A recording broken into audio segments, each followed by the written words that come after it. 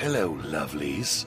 Welcome to Horror 421, the podcast, with your host, your friendly small-town horror author, Charles Campbell.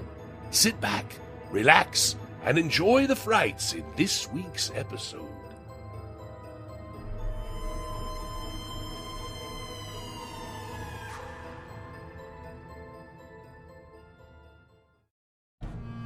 This episode of Horror 421, the podcast, is brought to you by Terra Tour. Music is a killer.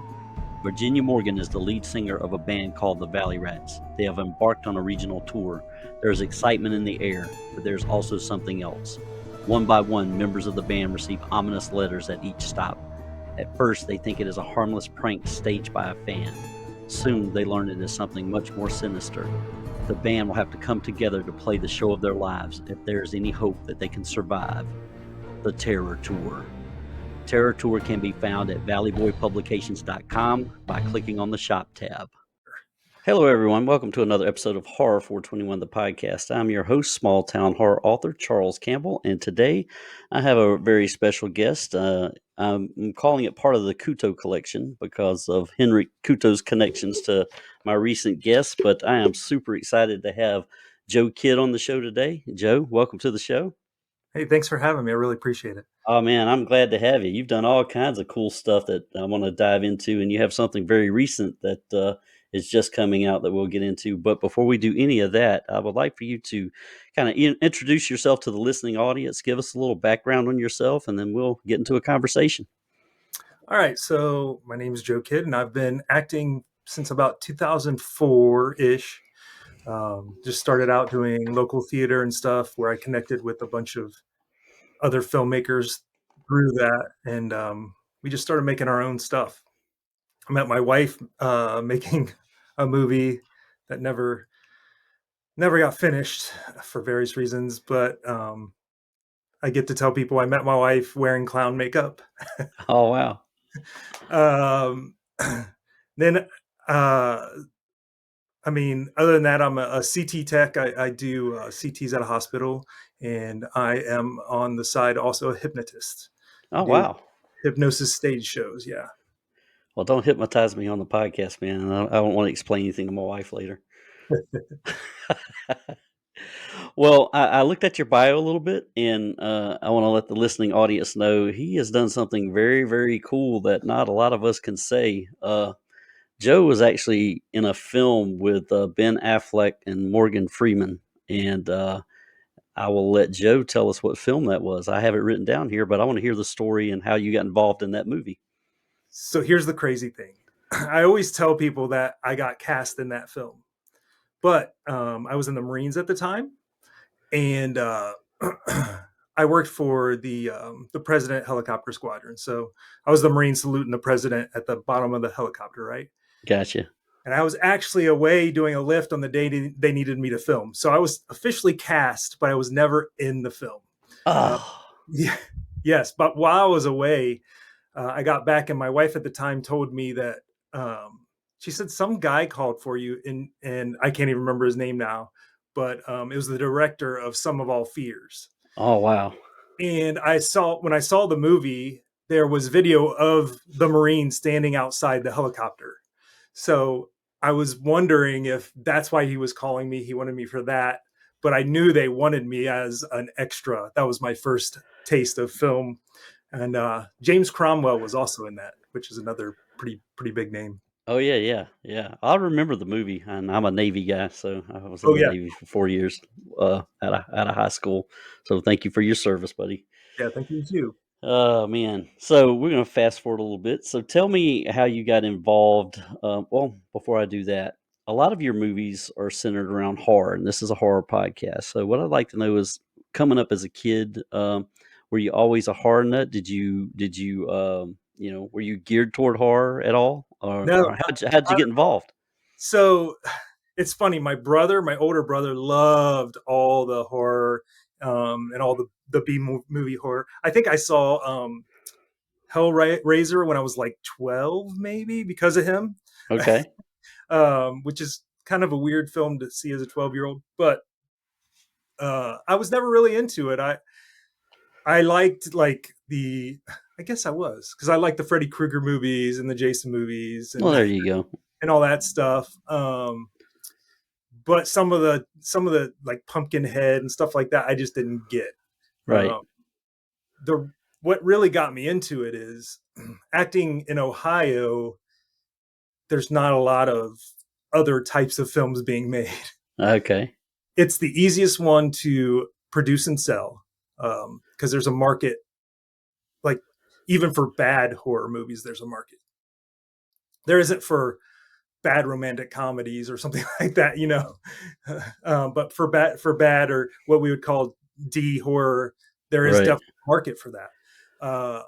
Also, I had an acting coach at one point, and I was like, why do they all do horror movies? And they said, because that way they don't have to create the tension. It's already there. They don't have That's to a good point. explain this guy's just crazy. That's why he's doing it. I Right. was, Right. oh, okay. I see. That makes sense.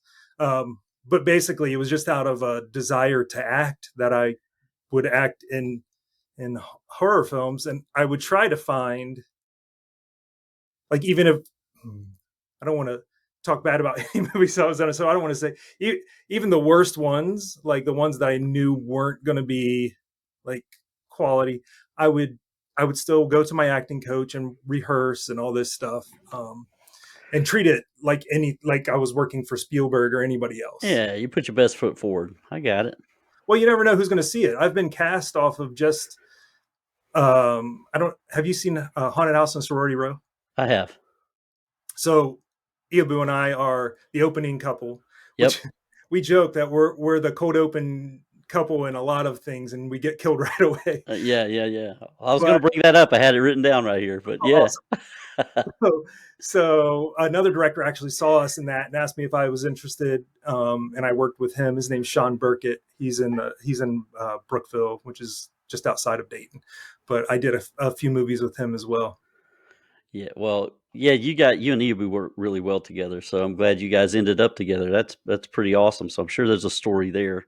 Um, but one thing I do want to mention, another film that I've watched, and I think Henrik had it at a local theater where you guys are from, not very long ago, was Scare Waves.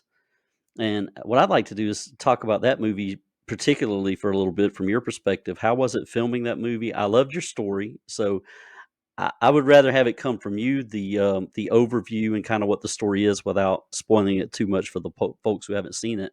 But out of the stories in Scare Waves, I think that was my favorite, to be honest. If I'm being perfectly honest, and I love the actors that you guys worked with, because I followed Aaron and Rachel and Iabu, and all you guys were fantastic in that story. So I'm going to shut up and let you talk about that for a few minutes.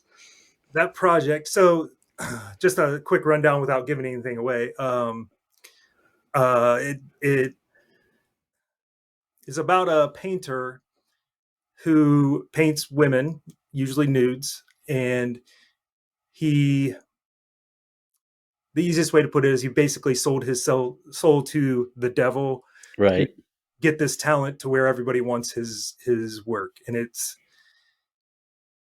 funny because they just had another showing in a theater locally, just because Henrik is trying to get his movies back out there and get back into it since the whole 2020 thing and Right. lockdowns. So he's getting back into it. So he had a showing, and we talked about it afterwards. And that was a weird project because I had just come from Death Valley, where I filmed another project with another director. Like, I got back on Thursday and I was filming with Henrik on Saturday. Oh wow. Yeah. Yeah. And my character in the Death Valley one was military. So I had really short hair. And he was like, well, you're a painter and you're kind of like, laid back. I was like, uh-oh. So we came up with a hat. I wear a hat for that whole thing. And that's the whole reason why. Oh, okay. But so working on that project was my first time working with Henrik on a more extended project. On all the other stuff, like we talked about, I was just like the opening person, or I Right. have just a cool scene here or there, nothing as extensive. But I told him it was one of my most difficult roles because he wanted me to I basically had two emotions. I was Yeah. either cold and totally turned off and just accepted what I'm doing in the world Right. and doing with these women. And the other part of me is like really getting into what's happening Right. to them. And it was like a fine line there. And it was really cool. I was trying to give Henrik like ideas and stuff. Right. And a lot of directors would have handled this differently, but he said something that kind of shut me up and made me put me in my place. He said it in his Henrik way, which I know you know what I'm talking about. He just says, Yeah. I'm the director here. Let me make those decisions. And he said it like it was friendly. It wasn't Right. like intimidating. I was like, oh, I got it. Okay, cool. Yeah, that sounds like Henrik. Yeah. Yeah. But it was nice, but firm. Gotcha. Well, while we're on the subject of Henrik, let's give me the story of how you met up with him and started working with Henrik, and we'll focus on some other stuff here in just a couple of minutes. But I always like the Kuto connection and how you guys met and got together. Well, so I've worked with him on a ton of films between him and John Oak Dalton because they worked Yeah, together on those. But he actually I just started following filmmakers on Facebook. I'm sorry if you hear my cat. that's fine. She's in heat and she wants all the boys to know she's around. But so he lost an actress for Babysitter Massacre, the Okay. original, and he was looking for an actress. I said, hey, Iabu might be interested, and he's like, is she willing to show her boobs? Well, my wife has a no nipple, no bush rule. Right. So he said, oh, no, I think I got somebody else because I want that. But thanks for reaching out. Hey, I want to work with you guys in the future. I was Right. like, okay, cool. Just let us know. And then he contacted us about the cold open couple in Haunted House and Sorority Row. And that was the first thing. And I backed his project on what, probably Indiegogo or Kickstarter. I don't know. Awkward Thanksgiving. And we were both in that as well. So those were our first two forays into the Henrik stuff. Well, I'm glad you brought up Awkward Thanksgiving because I was going to mention that too. That was in my notes. I've seen a lot of Henrik's films, and I see your face in a bunch of them. So tell me the contrast between working in a low budget horror film versus how would you describe Awkward Thanksgiving? It's a dramedy kind of thing. Yeah. It's got some drama and comedy in it. What are the comparisons there, and how did you get ready for that film? So I I didn't even get a script. No. Me and Iabu, everything was ad libbed. We just were given the idea. You're at a big Thanksgiving Right. party, basically, and we just showed up. And I think either my son, no, we had somebody there that was our kid, but it wasn't really our kid. Right. But but we showed up. Yeah.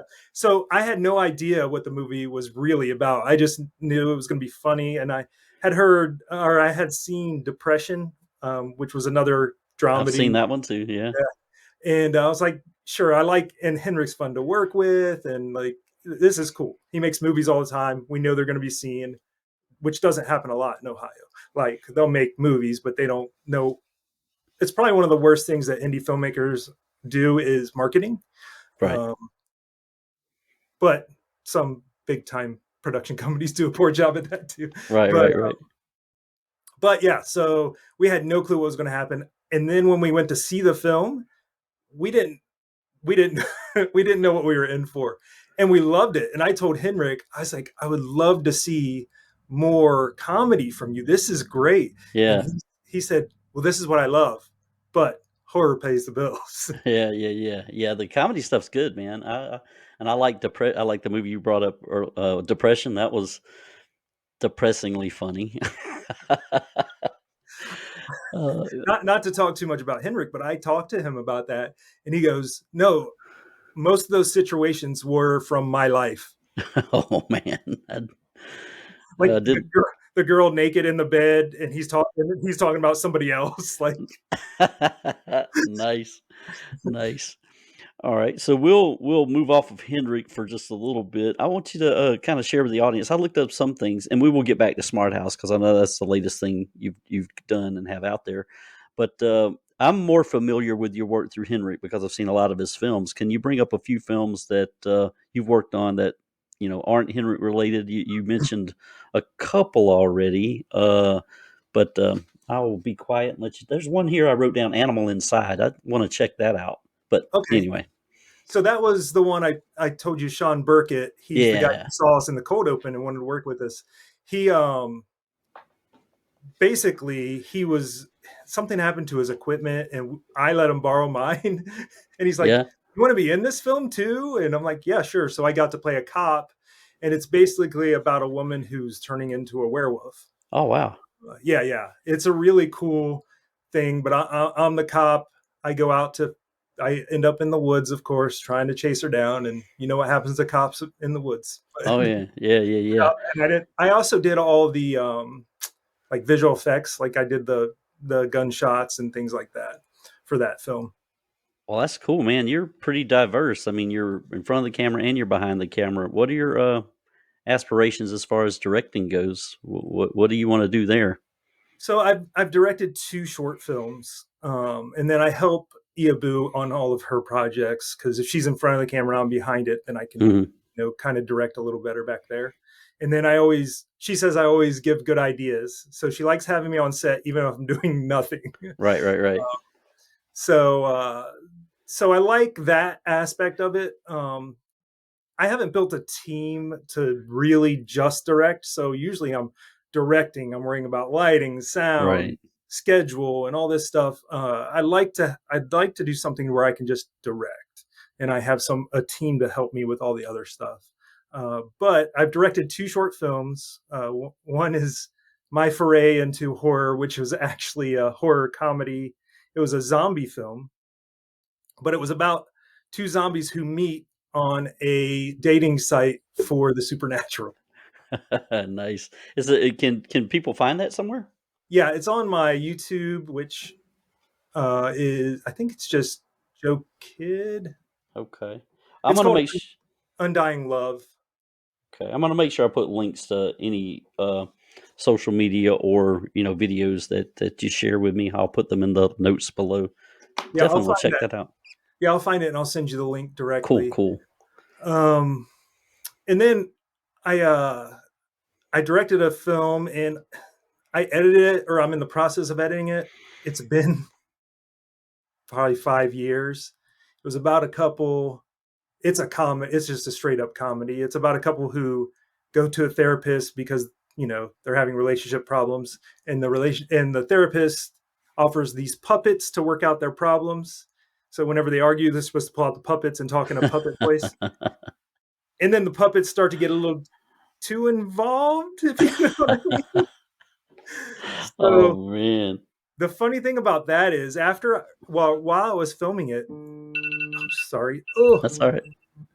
I had an alarm to get ready for this. Yeah, and the audience, I started early. It's not Joe's fault. He's prompt and on time. so so anyway, I was talking at the family practice I was working at. I was talking to one of the nurses, and she said she knew a doctor who him and his wife have a puppet kink. And I was like, Oh, okay. nice.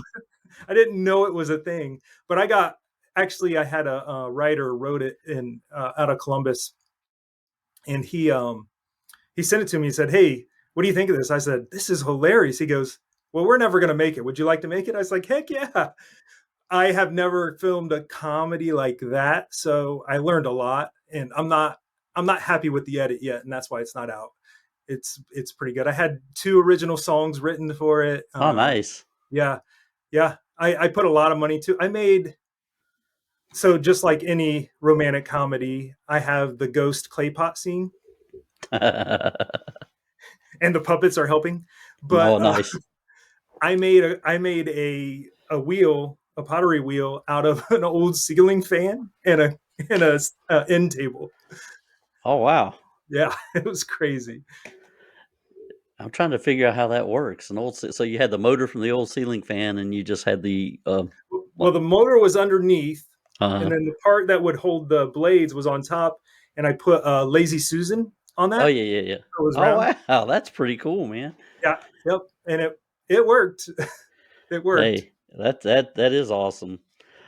Uh, there's another movie, and we're kind of going back to Henrik a little bit, but I just want to, highlight to the audience how diverse you are. So we've talked about some drama, we've talked about comedy, we've talked about horror, but I want you to tell the audience, and I love this movie, by the way. I thought it was really good. I thought your character was really good in it.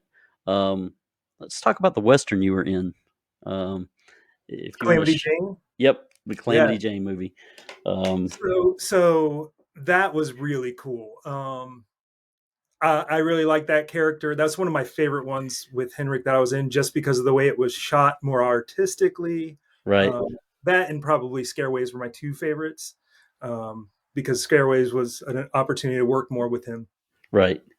That was shot artistically, and I got to wear a big fake mustache. Yeah, I went and found the cowboy suit, which got me cast in two other things, but nice. uh, uh, my wife actually says she wants more of that character. She wants a movie just about that character. I could see that. I Yeah, could I see was thinking that. really that'd be a lot of fun. I had so much fun doing it, and I got to work with Erin Ryan, and Yeah. she's great to work with, and it was so easy to shoot because Henrik had it set up and planned out. It was just really good. Yeah, well, I love the character that you played, and for the guys who want to see the movie, you can find it on Tubi. You can find a lot of stuff on Tubi if you go look for Henrik Kuto. He's got a bunch of movies out there, and that's one of them. I think it's still out there, but you did a great job, and I love seeing you working with the. It's almost like a clique. You guys kind of work in the same circles, so it's kind of cool seeing you interact in different roles with the same people. So how do you Yeah, feel it's like about that? How do you feel oh, about working with the same actors? it reminds me of like Saturday Night Live. It's all the Yeah. same people. They're just in different roles every week.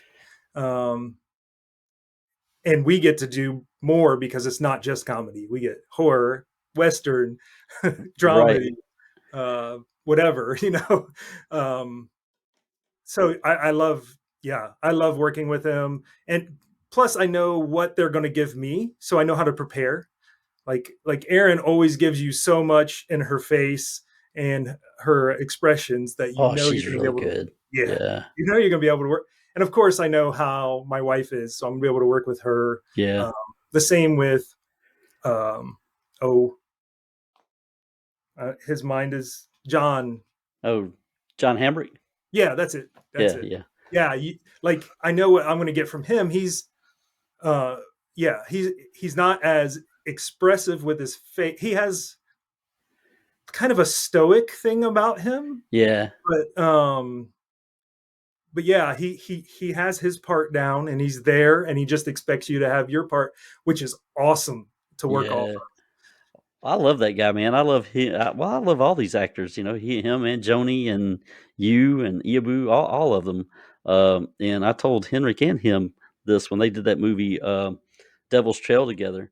Oh yeah, Yeah, it looked like Henrik was really pissing him off and really getting under his skin. So that I, if it looked real, it is real. So I thought that was really good. So I like that guy. He's a good dude, and I've had him on this podcast with Joni last season. So oh nice. yeah, but like I said, the Kuto connection there.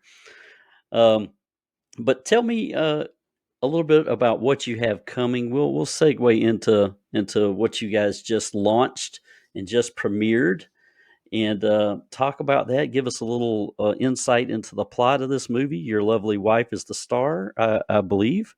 So I'm going to be quiet and let you talk about Smart House.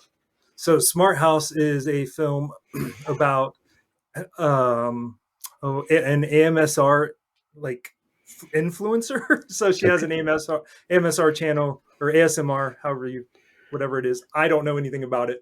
I, Yeah, I like don't I either. just know about it, not really about it. Right. But she is like an influencer. She has tons of followers. She's like the biggest name out there right now for this. And she's living in her father's house in which he's not allowed to live in anymore because it's a smart house, and I'm not going to ruin any of that. That's like a side story that's pretty cool. Okay. And so she's in this house, and she has this new device it's like Alexa or Siri, but it's called Cassandra, Okay. and it's voiced by horror legend Brink Stevens. Um, yeah, and it was written by John Oak Dalton and I don't got the name of the other guy. He knows Right. John, but he wrote it and directed it, and Henrik helped produce and film it. About 60% of it was filmed at our house here in Dayton. So that the smart house that she's trapped in, it kind of reminds you of how 9000 won't open the pod bay door. Oh Same idea. yeah. Oh, nice. Yeah. So the best compliment I've heard so far is it reminds them of a Black Mirror episode, which is Oh, pretty cool. I'll take it, right?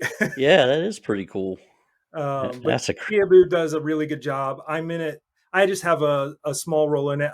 I play the boyfriend or the ex-boyfriend that everybody thinks is doing this, who hacked the system and is locking her in and messing with her and all this stuff. right. I get to my favorite scene with me is I get to get in her face, and like it's in a dream of hers. So I'm really like I'm in her face, and I just put my hand on her face and rub my finger down, and I go shh, shh, shh. Like really cool. It turned out really cool. The other scene, I'm kind of a weasel in. You see that I'm not really as powerful as they were portraying earlier, but not Right. to ruin anything. But yeah, it turned out really well. There's a lot of it where she's on her ASMR live Right. feed, and they did this thing where they put comments up on the side of the screen. So when you watch it, make sure to read some of the comments because there's a lot of comedy in those comments. Oh man, I'll definitely have to check it out. Do you have any insight on when it will be available for mass consumption?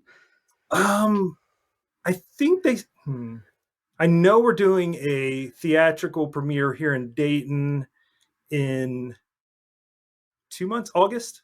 Okay. But maybe I think they said 4 months or so. Okay. I don't want to Yeah, misquote that. yeah, no, yeah.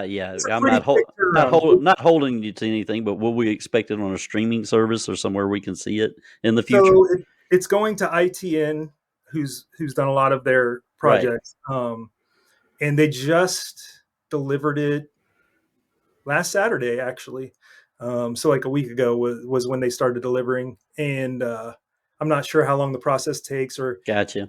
they're going to make a decision whether it's going to go streaming, or a lot of times they put stuff in Walmart on the Right. $9.99 shelf. Yeah, It's yeah. That's cool to where I walk picked up. That's where I picked up Scarecrow County. Yeah, Yeah. yeah, Yeah. Me and my wife will always try to go to Walmart and take a picture with it. yeah, yeah, We'll buy yeah. a copy just because. Oh yeah, yeah, yeah. I love indie horror, man, and it's you find some real diamonds in some of that stuff. And I'm one of those people who can watch what's quote unquote bad horror movies. Right. A lot of the bad is just because they're super low budget, and you only have hundreds of dollars and not thousands of dollars and millions of dollars to produce the movie, if that. So Yeah, it, exactly. it takes a special talent to be able to put those together on any level. To be honest, and the lower the budget, for me, I just am in awe as to what people can come up with shoestrings.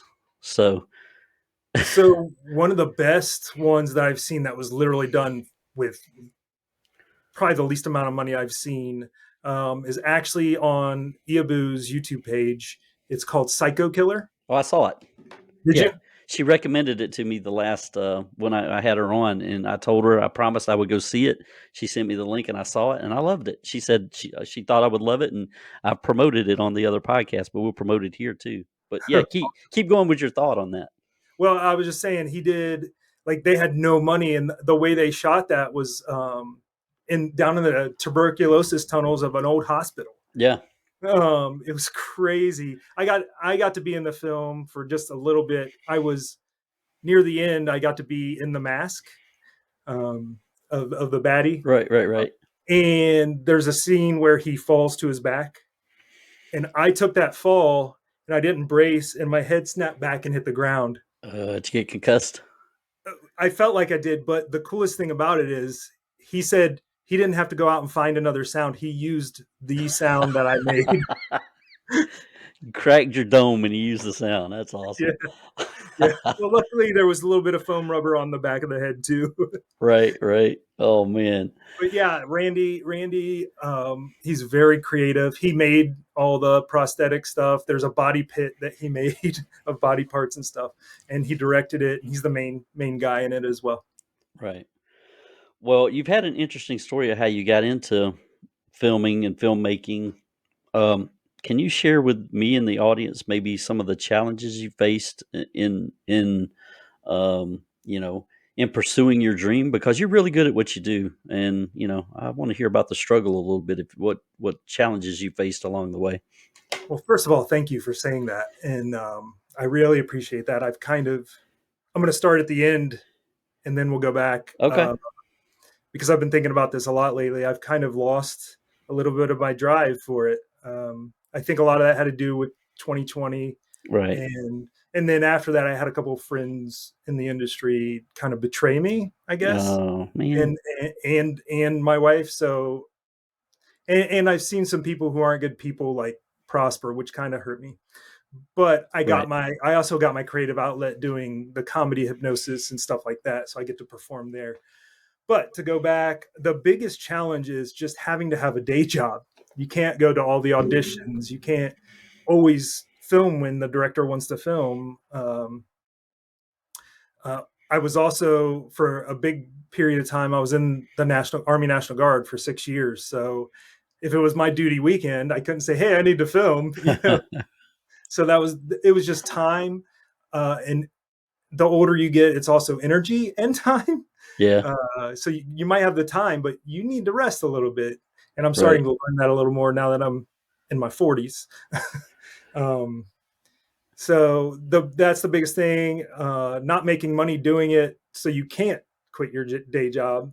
I have Right. made a little bit of money here and there doing commercials and stuff like that, but nothing to where I could say bye bye to my job. Yeah. Well, I'm a small town horror author, and I have a day job too. So yeah, I get you. I do okay with it, but not enough to support anything. I couldn't feed my dog on it. Right.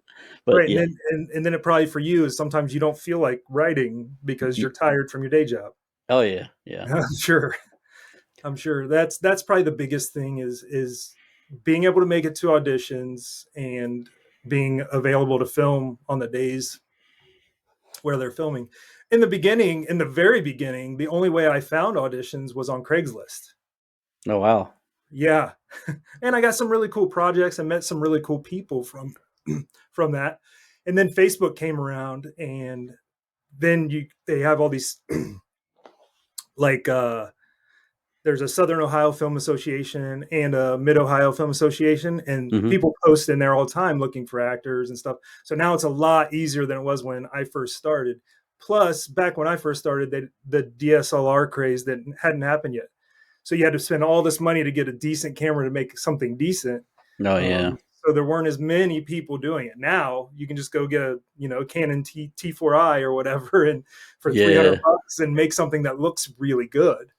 Um, but yeah, yeah, that's probably the hardest thing. And then picking the projects, you kind of just do you're kind of like Samuel L. Jackson. You Yeah. don't turn down anything. Yeah. Him and Nick Cage, right? Yeah. Yep. Yeah. Oh man. And then you see it, and you're disappointed because the quality's not there. And I take it as a learning experience. Um, like every project, if I want to learn something on, Right. but that's another reason I like working with and Henrik is because for one, I know he's going to have a certain level of quality. For two, I know that it's going to get finished and seen. Getting There's so many great projects out there that haven't been completed. It drives me mad. I wish, and I've lost touch with the directors, so I wish I could connect with them. But life has happened, and we're talking things that happened 5, 7 years ago, and people's families have died, so they've Yeah. lost their love for it because of Right. that. It's just crazy. That's one of the hardest things for me, is putting in all that work and not getting ever to see it. Yeah. Well, yeah, I couldn't imagine, to be honest with you, if I put all that work into something and no one got to see it. And it's kind of like you said, like back in the day when you were trying to be a writer, you have to get a publisher and you have to get a literary agent and you have to do all these things. But with the advent of self-publishing, which is the route I have gone, it makes the world a little easier for me. So I can put it out there and it's all on me. If it sucks, it's my fault. If it's great, it's my fault. So yeah, man. But I go ahead. Oh, I was going to say that's exactly what got Iabu and I to making our own stuff. Is like, at least if the quality's bad, we only have Yeah, ourselves to blame, and we know what we like, we know the look we like, we know what we want here, what we want there, and then it took us time to find people like Henrik and John Oak Dalton, and and Sean Burkett, and there's a few that if they call, I'm there. yeah, I yeah. don't. When John actually sent us the script for Smart House, he said, read it and let me know if you're in. So we waited a couple of days and said, oh yeah, we're in. Neither of us had read it. Like, we Right. didn't, we were like, we're working with you, we don't care. Like, Yeah, you trust John, so that goes a long way. And he's a character guy too. We had him on the podcast last year. yeah, So if you go he's watch great. my podcast, you'll see a ton of Kuto connection people. But That, man, look, yeah, that's a testament of how much he works. yeah. Well, he's a cool guy, and he's more in my age bracket. I'm in my 50s, and so you said you were in your 40s. So yeah, you're right. That's about the time it started uh, getting a little a little tiresome. But no, I want you to keep doing what you're doing, man. You're great at it, and I enjoy watching you on screen. I mean, your face, you have a natural ability, and I want everyone to see you that can possibly see you. So I think you do a great job. Well, I appreciate that. I wanted to go back to Scare Waves Oh because yeah, you mentioned something that reminded me of it. So Dwayne West was in that movie.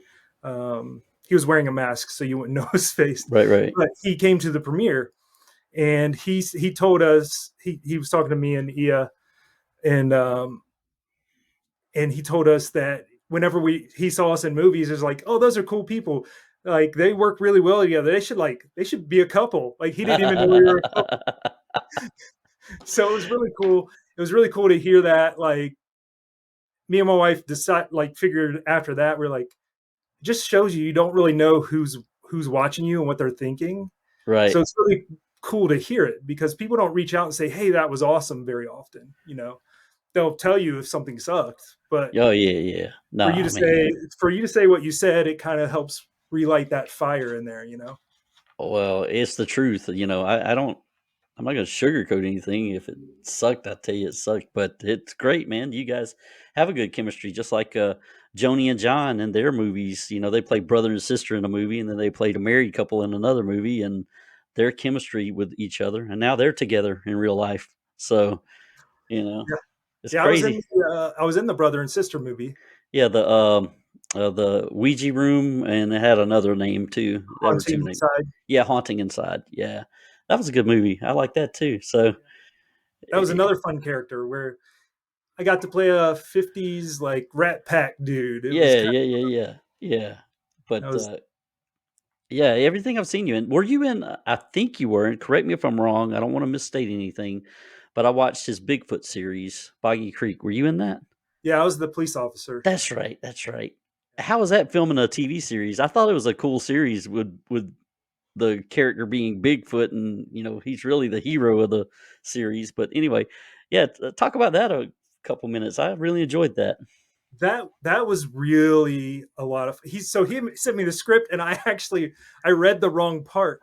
I thought I was the there was Joni and The oh, other who's the ranger guy, I can't remember his name, but you thought you're the other I thought ranger that was guy. my part, and he goes, no, you're this guy, you're the guy. I'm like, oh, that makes more sense. Okay. um, so I was excited because I had like police gear and stuff, and Yeah, Well, I was Henrik like, probably wanted to borrow it if he knew you had it. I'm just kidding. well, I had the belt. I had the Yeah, belt. That was the main thing. It was a lot of fun. That role was so.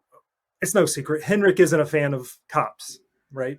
right. He's just not. But he said at one point of filming, he goes, "You actually made me care for a cop. You made me think cops had feelings," which they Nice. obviously do. But he was joking. Yeah, yeah. And David Denoyer, who works with Henrik a lot, actually told me when he was watching footage, he said that I helped.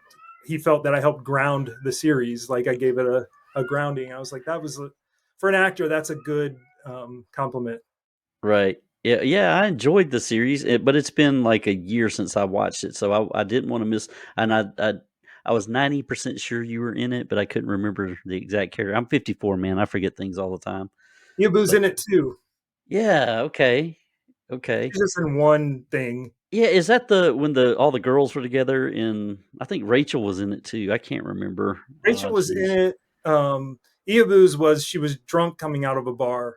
Okay, okay. And then in the next scene, they're pulling her car out of the water. So Oh, I got you. I got she you. doesn't Okay. last long. But that was a big project for Henrik. Um, what was the name guy? The guy's name No, the Fred. Eric Roberts guy. He Well, did he the was in it, intro. but Fred, the producer of it, he's like a well-known guy.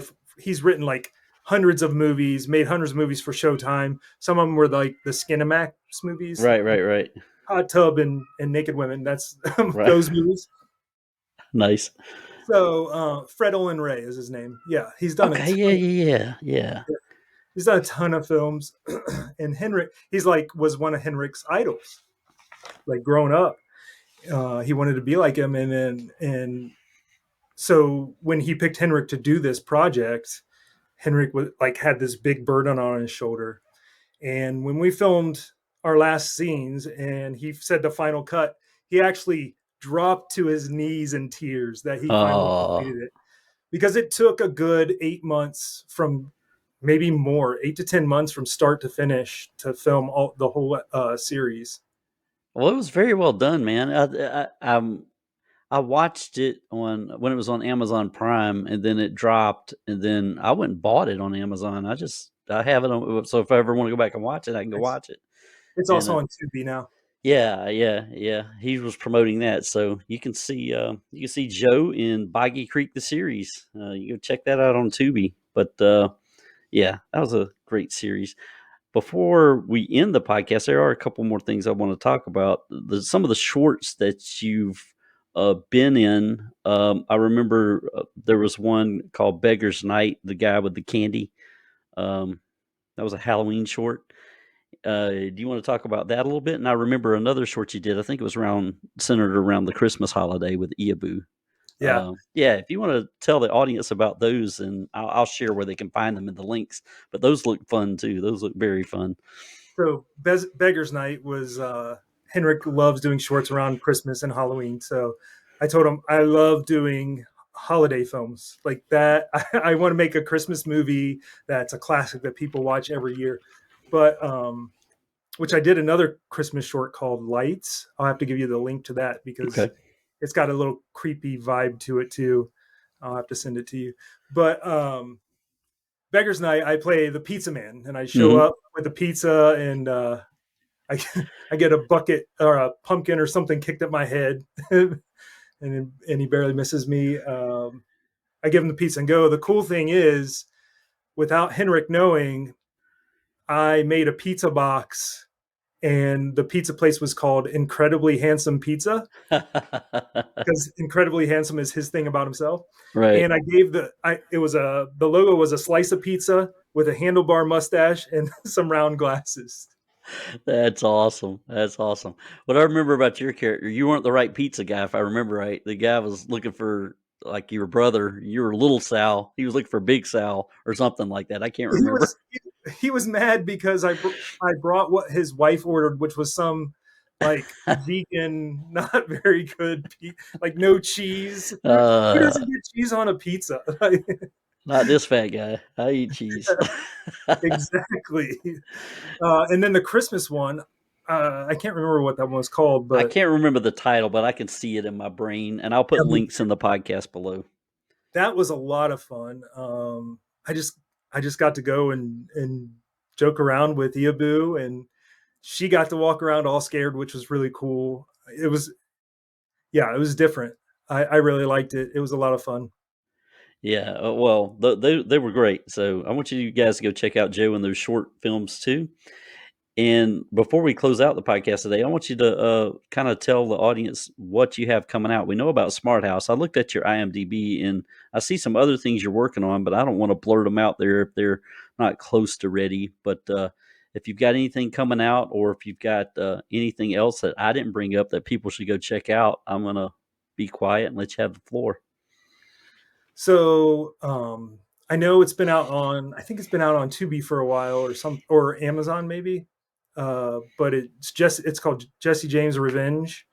Henrik is doing Unchained. Unchained. That's it. Yep. It's Calamity Jane's Revenge is the other one. Yep. Yeah. So Henrik is actually having a showing of that in July at the Baijiu Theater in Germantown. So I'm excited to see that. I when I found out there was going to be a theater release, I don't like watching it beforehand, so I haven't seen it at all yet. Oh, wow. Yeah. Okay. So that I really liked my character in that too. It was a lot of fun because I got to play with John Hamrick, and I was kind of the voice of reason for once, Yeah. which is Yeah. kind of what I was in Calamity Jade's Revenge. I was the voice of reason there too. Yeah. It was kind of nice. You're good in westerns, man. I've seen both, so I'm not going to give anything away since you haven't seen it, even though Yeah. you've been in it. But Well, I got an idea about what that one's about, but when I act, I try to read just my section, so I'm surprised when I see it. right, Sometimes you got to read a little more to understand what's going on, but for the most part, I try to stick to what's my lines, how do you want me to deliver it? exactly. And that was a really fun shoot because I think that was shot during COVID, like right at the end of COVID, when people were allowed to get together again. So it was like everybody was putting their toes in the water, didn't know. Yeah, I had been working in a hospital all that year, so it was nothing to me at that point. right. But yeah, that was a lot of fun to film, and I'm excited to see that next month. I'm working with Henrik on something.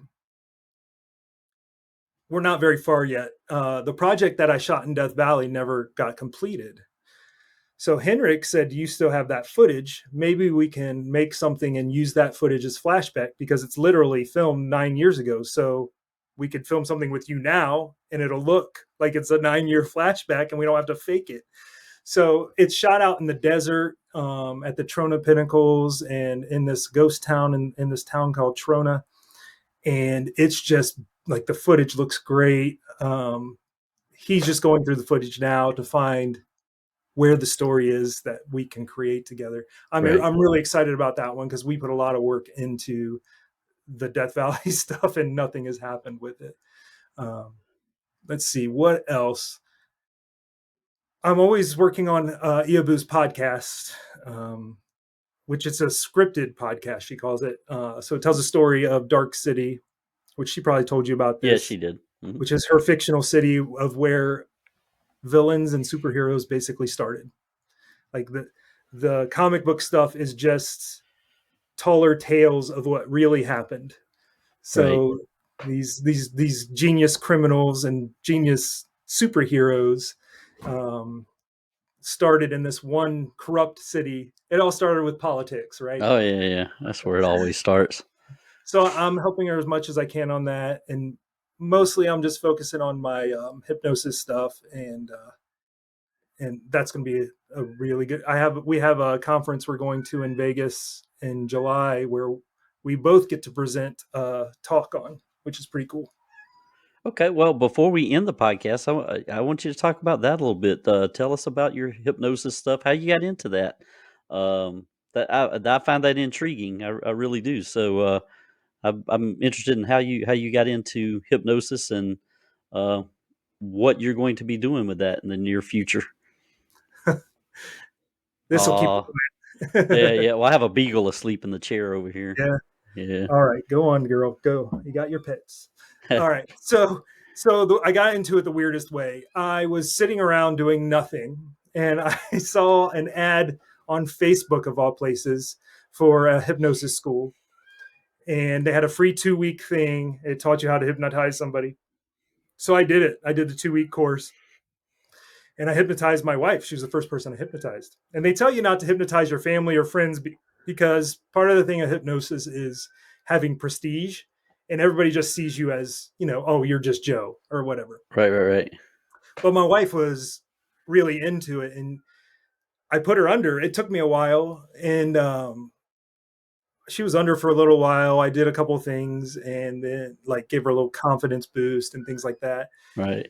And then I brought her out, and I said, "Well, what do you think?" She goes, "Oh, that was great, but next time, take a little longer." I go, "How long do you think you were under?" She goes, 5 minutes. I was like, "You were under 45 minutes." Oh. And that's when I was sold. I'm like, okay, this stuff works. So then I purchased the full course, of course. Right. It was all online. It was cool. And then that was more for hypnotherapy. So helping people out, which eventually I might move into that more. Right. But I was missing my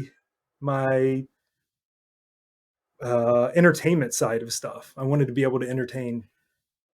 So I found this guy. His name is Michael C. Anthony. He has what he calls Stage Hypnosis University, and he has a mentorship. So I signed up for that, and I just took his whole course. And I started doing that in 2019, and I was ready to start going to do shows, and 2020 hit.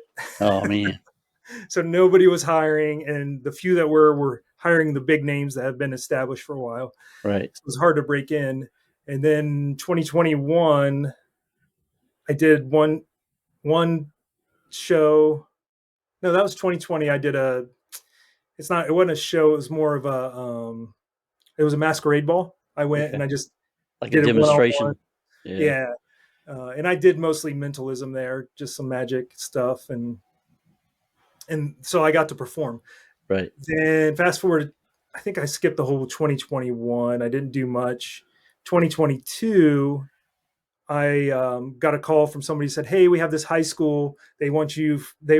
I need to fill a slot for an after prom. Are you available?" I was like, "Yeah."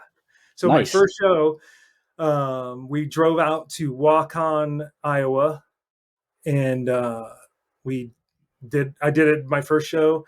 I'm terrified. My heart's beating. My mouth is so dry that at one point I stopped talking and I'm in the middle of doing something. My mouth's so dry it made me forget what the next words I wanted to say were. Right. But then something clicked and it came back, and I went through, and then I do my induction and I say sleep, and a girl falls out of her chair. Boom. Oh man. From that moment on, this calm came over me, and I'm like, okay, it's on. It's working. Yeah, that's cool, man. So since then, I've done probably 6 or 7 more shows. I really just hit the weekends for after proms for high schools. Okay. I'll probably do some. I want to start picking up more and doing some grad nights as well. I got one just through my website, and it was actually a psychology club. They hosted me at a high school, and I went and did a show.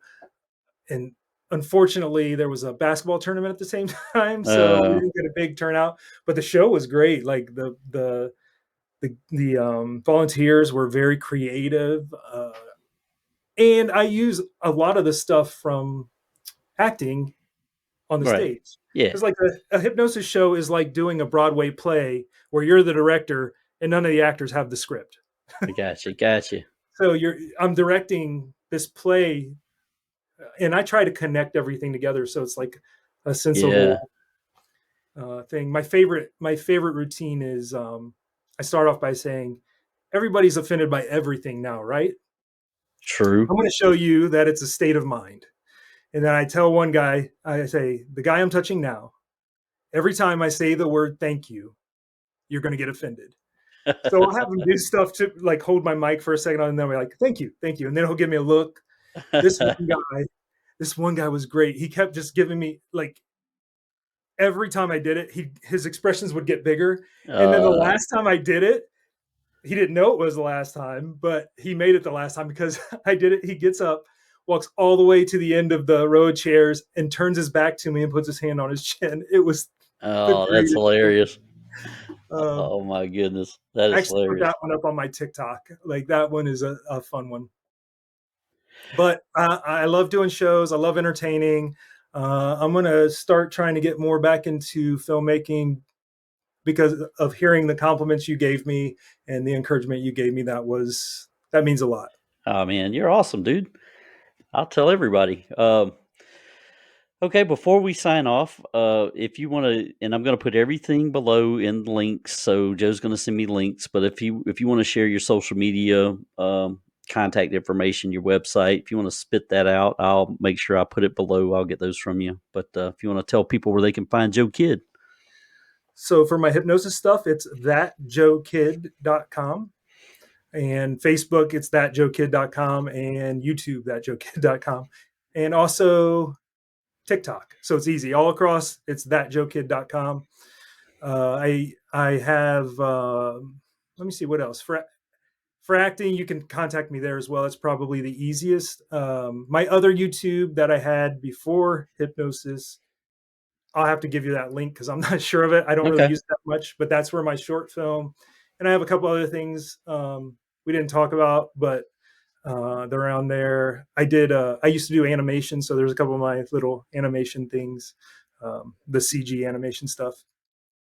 That was fun. But yeah, I'll send you that link to my short film, and then hopefully I'll get the puppet short out soon, and I'll share that with you too. Okay. Awesome. And like I said, you can send that to me. I'll put it in the links below. So everyone out there listening, you can find Joe Kidd's stuff below. And I am a small town horror author. You can find me on Facebook and Instagram under Charles Campbell Author.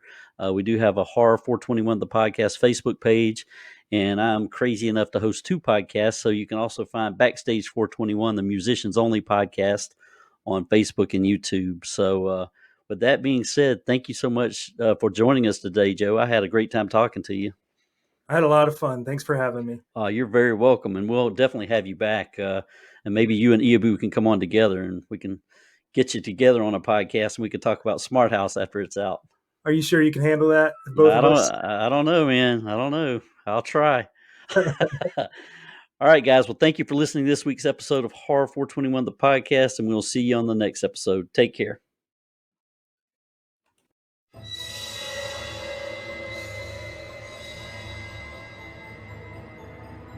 We hope you had a horrific time, lovelies. Thank you for tuning in to Horror 421, the podcast. Be sure to like us on YouTube and subscribe wherever you get your podcasts.